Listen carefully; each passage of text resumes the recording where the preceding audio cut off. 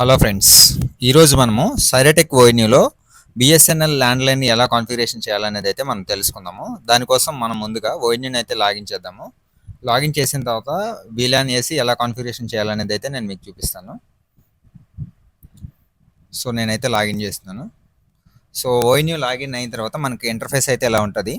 So మనం ఏం చేద్దామంటే ఇప్పుడు బిఎస్ఎన్ఎల్ ఎఫ్టిహెచ్ని కాన్ఫిగరేషన్ చేయాలి కాబట్టి మన దగ్గర ఏ నెంబర్కి అయితే మనం కాన్ఫిగరేషన్ చేయాలనుకుంటున్నామో దానికి తగ్గ వీలాన్ అయితే వేసుకోవాల్సి వస్తుంది. సో ఇప్పుడు నేను 299 సిరీస్కి అయితే నేను వాయిస్ యాక్టివేట్ చేయాలనుకుంటున్నాను. దానికోసం నేను ముందుగా ఏం చేయాలంటే నెట్వర్క్ ట్యాబ్లోకి అయితే వస్తున్నాను.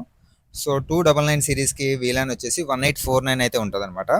294 అండ్ 299 సిరీస్కి మాత్రమే 1849 అనే వీలాన్ అయితే ఉంటుంది. సో నేనైతే ప్రజెంట్ 1849తో వాయిస్ని అయితే కాన్ఫిగరేషన్ చేస్తాను. సో ప్రజెంట్ దీంట్లో ఆల్రెడీ TR06 ఉంది, దాన్ని అయితే నేను డిలీట్ చేశాను.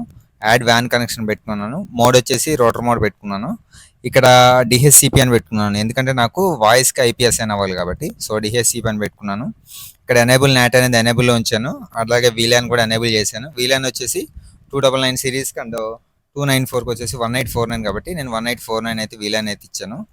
ఇది జస్ట్ 1 అని అయితే ఇచ్చేసాను. ఇచ్చిన తర్వాత ఇక్కడ ఇంటర్నెట్ సర్వీస్ మోడ్ ఇంటర్నెట్ అని ఉంది కదా, ఇంటర్నెట్ దగ్గర ఏం చేస్తారంటే వాయిస్ అని అయితే సెలెక్ట్ చేసుకోండి. సెలెక్ట్ చేసుకుంటే మీకు ఆప్షన్స్ అన్ని ఇలా చేంజ్ అయిపోతాయి.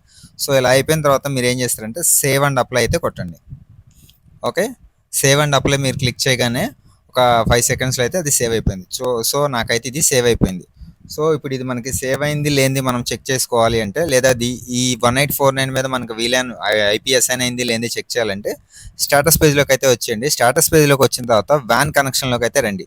సో చూడండి 1849 మీద అయితే ఒక IP అయితే అసైన్ అయింది అనమాట. సో మనకి 1849 కాన్ఫిగరేషన్ అయితే సక్సెస్ఫుల్గా అయితే అయ్యిందని చెప్పొచ్చు మనం. సో ఇప్పుడు మనం ఏం చేద్దామంటే దీనికి వాయిస్ కాన్ఫిగరేషన్ చేయడానికి మన దగ్గర వచ్చేసి ఒక ఆప్షన్ ఉంటుంది. దాంట్లోకి వచ్చేసి మనం SIP server, SIP domain name అవి అయితే ఇవ్వాల్సి వస్తుంది. దానికోసం మనం ముందుగా ఏం చేద్దామంటే ఇక్కడ అప్లికేషన్ అని ఉంది చూసారా, అప్లికేషన్ దగ్గరకు వచ్చేసి ఇక్కడ ఆప్షన్స్ ఉన్నాయి చూడండి, అడ్వాన్స్ నాట్, UPnP, VoIP అని చూసారా. సో ఇక్కడ VoIPని అయితే ఎనేబుల్ చేయండి. ఓకే, VoIPని క్లిక్ చేయగానే మీకు ఇలా వస్తుంది అనమాట. ఇక్కడ మనము సర్వర్ అడ్రస్ అయితే ఇవ్వాల్సి వస్తుంది. సర్వర్ అడ్రస్ వచ్చేసి నేను మీకు డిస్క్రిప్షన్లో పెడతాను, మీరు అక్కడ నుంచి అయినా కాపీ చేసుకోవచ్చు, లేదంటే నేను కొట్టేది మీరు జూమ్ చేసి అయినా చూడవచ్చు. నేను దీన్ని ఒకసారి నేను మీకు జూమ్ చేసి కూడా చూపిస్తాను కొట్టిన తర్వాత. అడ్రస్ వచ్చేసి ap.fttih.ims.bsnl.in. ఓకే, సో నేనైతే కొట్టేశాను, ఒకసారి జూమ్ చేస్తాను చూడండి. Okay, ap.fttih.ims.bsnl.in. సో నేను దీన్ని కాపీ చేసేస్తాను, అన్ని చోట్ల ఇదే ఎంటర్ చేయాలి కాబట్టి. ప్రైమరీ ఇచ్చేసాను, తర్వాత సెకండరీ కూడా ఇచ్చేసాను. ఓకే, ఇక్కడ కూడా ఇచ్చేయండి, ప్రైమరీ సిప్ ప్రాక్సీ దగ్గర అండ్ అవుట్ బౌండ్ ప్రాక్సీ దగ్గర కూడా ఇచ్చేయండి. సో ఇలా 4 చోట్ల అయితే ఇచ్చేయండి. ఇచ్చేసిన తర్వాత ఇక్కడ మీరు కావాలంటే ఇచ్చుకోవచ్చు, లేకపోతే లేదు.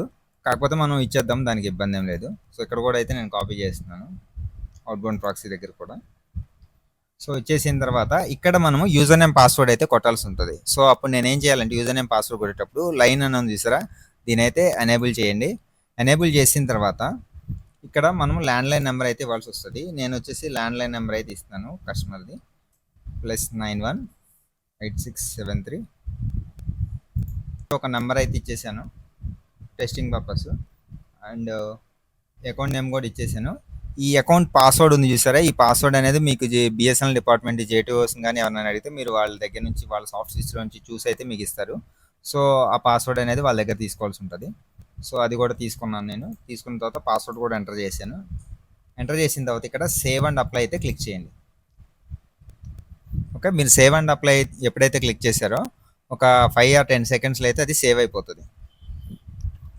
ఓకే, ఇప్పుడైతే సేవ్ అయిపోయింది. సేమ్ ఇక్కడ VoIP ఆప్షన్ దగ్గరికి అయితే వచ్చేయండి. ఓకే, ఇక్కడ అడ్వాన్స్డ్ నాట్లో సిప్ అని ఉంది చూసారా, ఇదైతే ఎనేబుల్ చేసి పెట్టుకోండి. ఓకే, ఎనేబుల్ చేసి సేవ్ అండ్ అప్లై అయితే కొట్టండి. ఇప్పుడు మనం చేసిన కాన్ఫిగరేషన్ సక్సెస్ఫుల్గా అయింది లేనిది మనం చెక్ చేసుకోవాలంటే దానికోసం మనము స్టేటస్ పేజ్లోకి అయితే రావాలి. స్టేటస్ పేజ్లోకి వచ్చిన తర్వాత ఆల్రెడీ మనకు IP అసైన్ అయింది కాబట్టి VoIP అనేది రిజిస్టర్డ్ అయిందా లేదా చూడాలంటే ఇక్కడ VoIP ఇన్ఫర్మేషన్ అని ఉంది చూసారా. సో ఇక్కడ చూడండి, VoIP ఇన్ఫర్మేషన్ దగ్గర సర్వీస్ స్టేటస్ అనేది రిజిస్టర్డ్, అంటే మనం కాన్ఫిగరేషన్ చేసింది అయితే సక్సెస్ఫుల్గా అయిందనమాట. ఓకే. నేను ఇప్పుడు ఈ నెంబర్‌ని అయితే టెస్ట్ చేస్తాను.